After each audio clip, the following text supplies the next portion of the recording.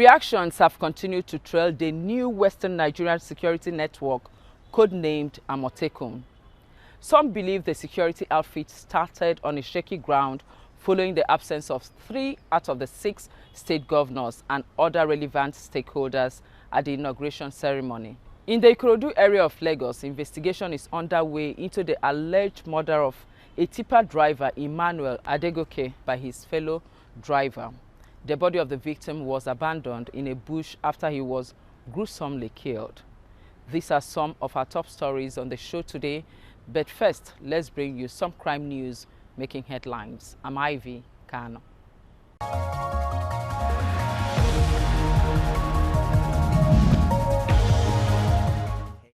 Two customs officers in Katsina State are now free again after their abduction by bandits last week.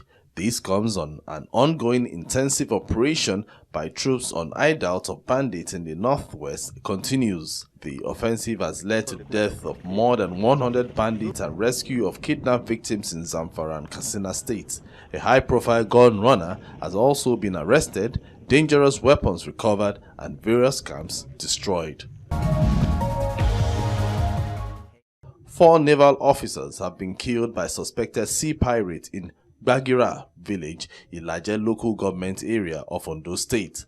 The incident occurred while the men were trying to rescue 3 foreign nationals from being abducted in the area.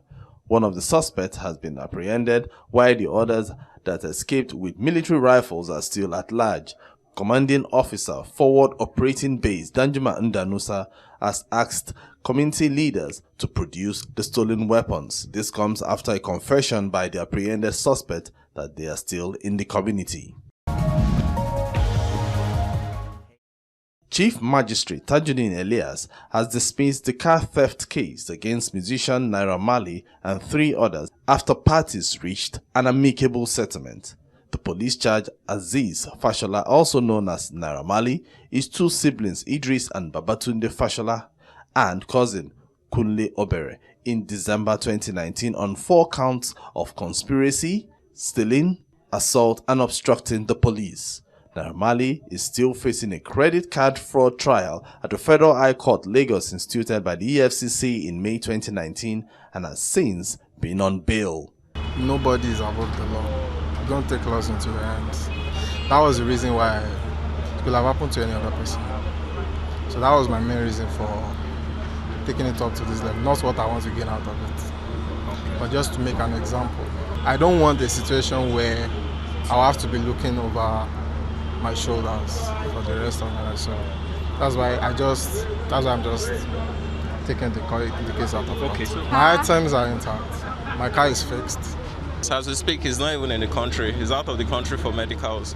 But the most important thing is that the charge has been withdrawn and consequently matter has died. The most important thing is the speedy disposition of the trial. And the fact that everybody is happy, he is happy, the defendants are happy, everybody, it's a win-win situation for everybody. The Economic and Financial Crimes Commission has arrested 8 suspected internet fraudsters in Ibadan, Oyo State capital. The suspects, whose ages range between 17 and 30 years, were apprehended at different locations across the state. The arrest comes after a series of intelligence reports received by the Commission concerning their alleged involvement in internet-related crimes. Items recovered from them include 6 exotic cars, various brands of phones, laptops, international passports, and fake documents.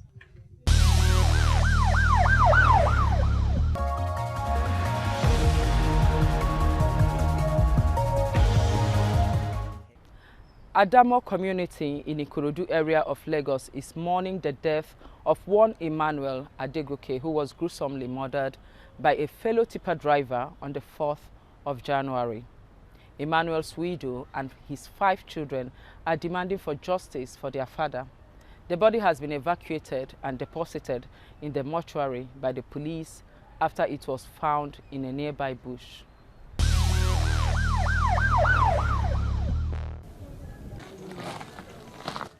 The Freedom Close residence of the Adego case is still playing host to sympathizers. Inside the living room, prayers are being offered for the widow and her 5 children. But how much comfort can these offer the grieving widow? Anybody. Baba. She recalls that 4th January started like every other day for the family, not until her husband received a call at about 1 a.m. I heard him saying, "Hello, Alpha, is it time?" I said, "Why don't you sleep more?" And he said no, that it was Alpha that brought the chop. He promised to come back by 4 a.m. and asked me to pray for him. When he didn't come back at 5, I became restless. I went to get Alpha's number and called him. He said they finished the business and around 4 and went their different ways. She calls for justice for her husband. According to Alpha, on their way, they needed to urinate, and while at it, Alpha shot at him from behind. Oyin is the eldest of the Adekoya's daughters and a student of Ilaro Polytechnic. She wonders what the coming years hold for her and her younger ones. Look at my younger sister, they are too small, especially this last born. She loved my daddy so much. So anything that government can do for us, government should, I'm pleading, government should help us. I need justice. For the traditional ruler, Adekoya's death calls for another look at the security of the area. He's even a rich gentleman to the core. I want the government to provide more security for the community. This is the tipper garage where Mr. Degoke and Alpha has been members for over 4 years. Now, some of those drivers behind me are wondering what could have led Alpha to commit such a dastardly act. Fellow driver and tipper owners say Alpha used to lead the Islamic prayers at the garage and didn't look as if he was capable of hurting anyone. So Alpha told those who went to see him where he dumped his body, and we went there with the police. By the time we discovered the corpse, it was 6 days and it was already decomposing. According to reports, the alleged killer was arrested in Ilorin when he couldn't produce the vehicle papers of the tipper he was driving.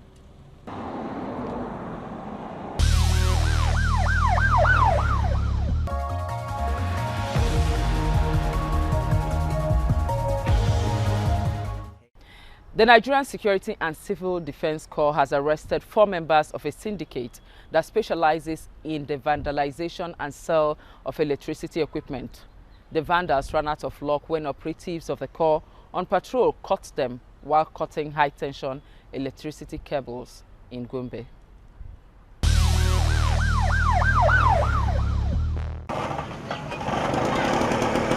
Nigerians have for long suffered poor electricity supply. The Federal University Kashere in Gombe State is no exception. In 2018, the federal government awarded a contract for the provision of 33 kVA high-tension electricity cable to connect the institution to Gombe, a distance of 68 kilometers.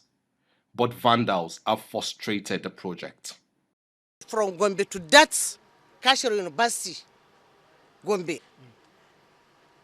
is about 68 kilometers, while they have already vandalized 60 kilometers, which is costing more than 200 million. Around 500,000. 500,000. Yes. You say? Huh? The cable, including the cable. Yes, everything. Yeah. 500. Cable is 500. This one will be around. We are buying this one in one piece. So it can be cost up to. This one can cost up to 200,000. The NSCDC has the primary duty of protecting critical infrastructure and assets. The Gombe State Commandant is confident that our officers would continue to fulfill this mandate and exceed expectations. If you have the intention to continue, you will stop it, because Nigerian Security and Civil Defense Corps Gombe State Command is taking action drastically now. These critical national assets cost taxpayers billions, even trillions of naira. But unscrupulous individuals who vandalize them makes it much more difficult to supply electricity across Nigeria.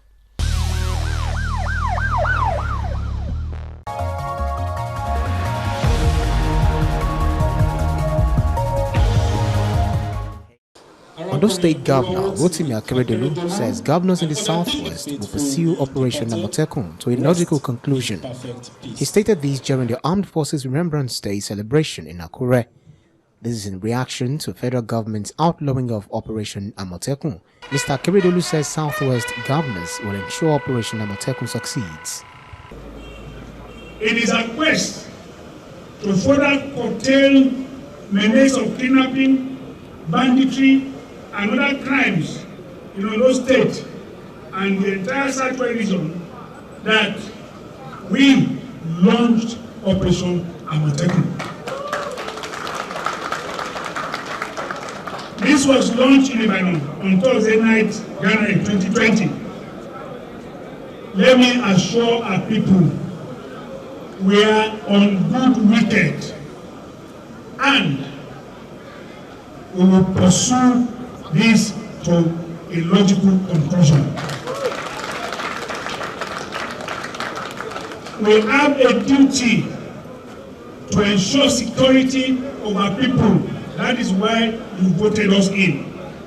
Operation Amotekun is to complement the efforts of the armed forces, the police and co, because we know that they cannot do it all.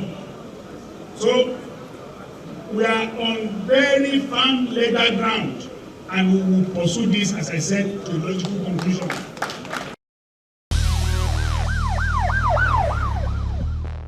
Nobel laureate Wole Soyinka has thrown his weight behind the new Southwest Security Network. Some salient issues like monthly wages expected to be earned by the personnel of the outfit, recruitment process, and sustainability are concerns for many. Let's bring you the concluding part of our last week's interview with conflict prevention advocate Wale Adioye, who has been monitoring the development. I was going to ask about background checks for these few people that will be, infused into security, what we already have. Now, who are those? Have they thought about those that will carry out these background checks on them? Because, well, any criminal can also offer to work with the police. He becomes an insider. So, one thing that I think is extremely important is the background check. Yes. Has that been thought about? Has that been, taken care of? The development agenda for Western Nigeria, which was established around 2010, is saddled with the responsibility of recruiting people from the 6 states. Okay. In my discussion with the Director General, he gave me the assurance that anyone coming in will be screened. They need to know the background. They need to know where they come from. They need to know the sociology of people they want to recruit. They need to know their temperament. They even need to know about their social life. If you are, you love football a lot, then if Arsenal is playing, then you can't be on the field at that particular moment. Okay. Or maybe you smoke, and even their health conditions. So I think these are very key issues that people need, and even whether probably they have history of crime. So I think these are very important things so that you don't end up recruiting criminals. But in reality, these are concepts, these are theories. It is now left for the governors to ensure that they accept these theories being made available to them so that on their own they can accept the scientific proposition and they do not bastardize the program and turn it to a political outfit. By the way, Amotekun means, you said something about leopard. Yes. Okay, now there's been fears that this outfit, may turn out a tool to be used by politicians and, also personal gains. How are we going to, how do they intend to curb this? Because we've seen certain organizations, I don't want to name, names, you know, during political times. They are used against opponents and all that.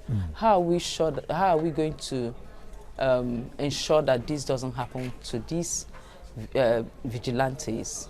Yeah, I think that is why we need to ensure that the people take control of not just the process, but also the implementation. Because that fear is there. You know, politicians, you know, when they have this kind of structure, the likelihood that they will use it for parochial electoral functions is there. How do we now prevent this? First of all, the independent organization development agenda for Western Nigeria must take full control. Then, apart from that, the Amotekun has to be institutionalized. It has to be backed by law. And then the process of choosing who's in charge of Amotekun, it has to be democratic. The members of the House of Assembly must also be involved in terms of trying to determine who and who, you know, will be in charge of the structure of Amotekun. So it's not just going to be left for the governor to appoint whoever to be the Director General of Amotekun. And then in terms of the structure, there should be a regional structure. It means that all the Southwest governors must make input in whoever is going to be in charge of the regional structure. And then the other social organizations, you know, like relevant stakeholders must be involved in choosing who is involved. And in fact, if you want to choose the director of Amotekun, for instance, the houses of assembly must make input. There, in fact, I would personally suggest a kind of public hearing. You know, if you advertise and you are looking for a DG for that, if anybody has complained against that kind of DG, they have to come open and make it known. So we need somebody who has, you know, is of the highest level of integrity to manage this kind of a structure, so that when the governor comes and goes, that structure will remain. If you don't put those pillars in place, at the end of the day, you find out that this structure is not going to be sustained over time. Can we say this is a solution to as many security challenges? Yeah, I think it's a step forward, you know, but we still have a long way to go. You know, we have to. These are cosmetic measures. You know, they are tokens. This is tokenism, because when we are talking about protecting the Southwest of about 50 million people, 1,200 people cannot make that impact. So we are still looking to a kind of a country where we are going to have a restructured, you know, police system to reflect the federalism, you know, as it is practiced in other parts of the world, whereby police will be owned by the people. You know, people always give the impression as if security is a kind of property that government will dash. It belongs to them. It's about them. They must be involved. They must have confidence in it. They must be involved in almost every aspect of policing. So we cannot be talking about, you know, preventing crime when, you know, somebody sits down in Abuja and gives instruction to people in local areas. They will need to have a state police that will be responsible to the people and not to individuals in government. And I think this is a good start. I will hope they will be able to carry out this Amotekun in a way that other states will emulate it, and then it will lead us to further debate about the need for us to have a state police. What does every other part of the country stand to gain from this? Yeah, it's going to be the basic principles of federalism is mutual competition. You know, if you look at India, each state has its own police.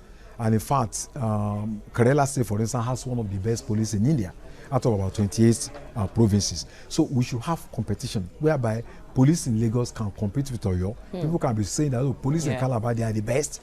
Their uniform may even be far different from the kind of uniform you see in Lagos. So there must be competition. But this kind of structure we have now does not give room for competition. And I think it's really not going to augur well in terms of having the best architecture, you know, for security, you know, for protection of lives and property in Nigeria. But don't also forget that in other parts of the country, like in the north, they have ISBA, which is similar to state police. You know, they have uniform for them. In fact, in Kaduna, you have Vigilante of Nigeria, VGN. And I'm sure that the number of Vigilante in Kaduna is far, far more than the number of Amotekun we are putting together, just 1,200. And they have been there for a very long time without making noise. So in a way, there have been over-dramatization of this Amotekun issue. You know, media hype. The structures are not in place, the offices are not in place, communication gadgets are not in place, except that they have bought vehicles. So we need to talk to our leaders here that they need to do things practically and do less about media hype, about media hype and all sort of things. You know, so they should concentrate more in terms of practice, in terms of practical achievements, instead of just focusing on, media reports. Is it a collaboration that is meant to enhance, or does it show failure? Well, I don't think it shows failures on the part of the police. It only shows that what the police is doing is not enough, and the efforts could be complemented by, through very creative means. And I think this is one of those creative methods that, the Southwest states think, they can make, they can complement the efforts of the police. So I don't think there are contradictions. They are contraries. They should complement each other. Any effort that can lead to protection of lives and property should be supported by all Nigerians. And before we go, let's bring you some tips on how to stay safe in the face of danger.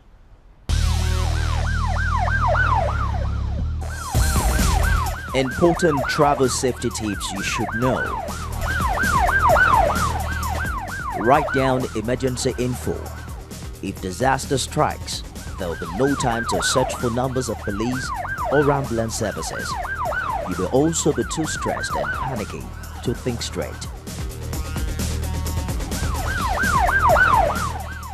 Lock up your valuables. Traveling with anything valuable is usually a bad idea. Your job is to minimize easy opportunities for theft.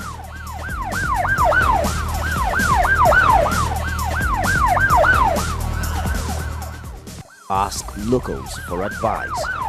If you really want to know which neighborhood is safe, ask a resident of the area. It's also wise to get a second opinion.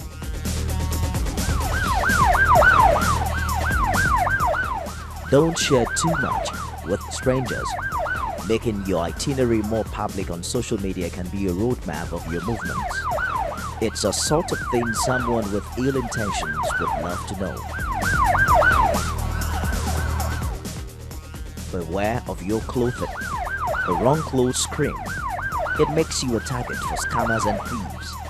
The less obviously you look, the less attention you get from wrong people.